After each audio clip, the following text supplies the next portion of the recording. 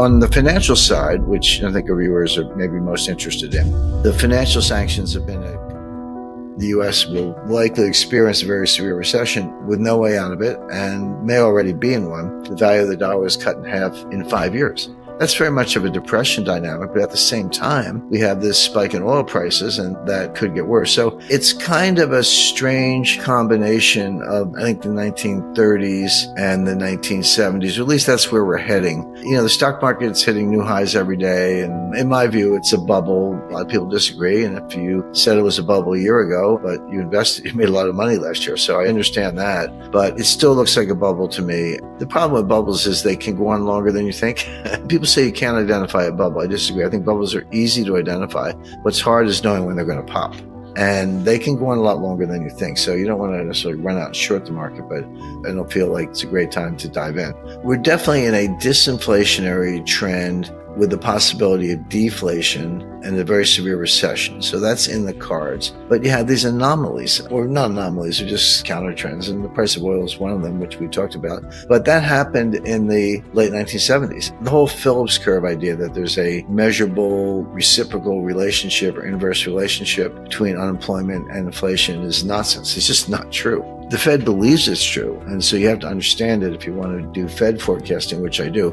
But the idea is that low unemployment means higher inflation, and high unemployment means lower inflation. Not true. In the 1970s, unemployment was 11% and inflation was 13%, and interest rates were 20%. Tell me that high unemployment means low inflation. It was the opposite. We had high unemployment and high inflation and high interest rates. It was called stagflation, and it lasted, pretty much for most of the period from 1977 to 1981. And the value of the dollar was cut in half in 5 years. You don't have to go back to 1913 and the creation of the Fed and all that. I mean, I know what those numbers are, but here's a period where the value of the dollar was cut in half in 5 years. At the same time, money supply is decreasing. Velocity has been decreasing for 20 years and is still at a very low level. So the combination of lower money supply and lower velocity means your nominal GDP is ready to fall off a cliff. I talked to Ben Bernanke about this in terms of what was going on in the early 30s. My interest was gold specifically because the narrative or the rumor or the conventional wisdom, I guess, is that gold was a cause of the Great Depression. The gold standard prevented the Fed from doing what it needed to do. And the sooner you got off the gold standard, the faster you came out of the recession, on and on. But Bernanke made his academic reputation long before he became a central banker studying the Great Depression. Probably after Milton Friedman and Anna Schwartz, he's maybe the number one scholar of the economics of the Great Depression. And I read his book, and it showed that at the time, this is the early 1930s, the base money supply, so M0, could not be more than 250% of the amount of physical gold that the United States had, valued at the market. The market at the time was $20.67 an ounce. So you took the amount of gold times 20.67, which was the dollar price per gold on the gold standard. Whatever that number was, M0 could not be more than 2.5 times that. But in fact, M0 was never more than 100%. It could have been 250%. It was never more than 100%, meaning that the Fed could have more than doubled the money supply under the gold standard without breaking the law. That's how I read it. That's what the number said. I said to Bernanke, I said, Mr. Chairman, I said, do I understand this correctly? And he said, yeah. I said, so gold was never a constraint. He goes, no. It was the fact that people didn't want to borrow and the banks didn't want to lend. It's a credit issue. And that's why the money supply. He doesn't like the gold standard anyway, but for other reasons. But he was very candid about the fact that gold was not the problem in the Great Depression. So we see something like that today. M2, which is a different money supply, broader, probably a better. M2 is probably a better reflection of the economy than M0. But M2 is shrinking and velocity is declining. We're not on a gold standard, so you can't blame gold. Whether it was true or not, you can't blame gold because we're simply not on a gold standard. Why are we not hitting on those two cylinders? And the answer is the same reasons during the Great Depression. Banks don't want to lend because they're worried about recession, and people don't want to borrow because they're worried about bubbles or declining commercial real estate values, and they just want to hoard cash. So that's very much of a depression dynamic, but at the same time, we have this spike in oil prices, and that could get worse. So it's a mixed bag, but I think that the U.S. economy has been in a depression since 2007. And then people don't understand that. They go, well, the definition of a recession is 2 consecutive quarters of declining GDP. There's a little more to it than that, but that's the rule of thumb. So 2 consecutive quarters of declining GDP, 2 or more, is a recession. A depression is worse. So a depression must be like 10 quarters of declining GDP or something like that, which of course does not happen. But that's not the definition. The definition of a depression, I take this from John Maynard Keynes, is a sustained period of below trend growth with no tendency to return to trend. In other words, it's depressed growth. You can have growth in a depression. It's just below potential. If your potential is 3.25%, 3.5%, and your actual is 2%, that gap between the 3% and the 2%, which gets wider over time, is depressed growth. And by that measure, yes, we have been in a depression since 2007. And the lost wealth is now, order of magnitude is kind of $5 or $6 trillion, but getting bigger all the time.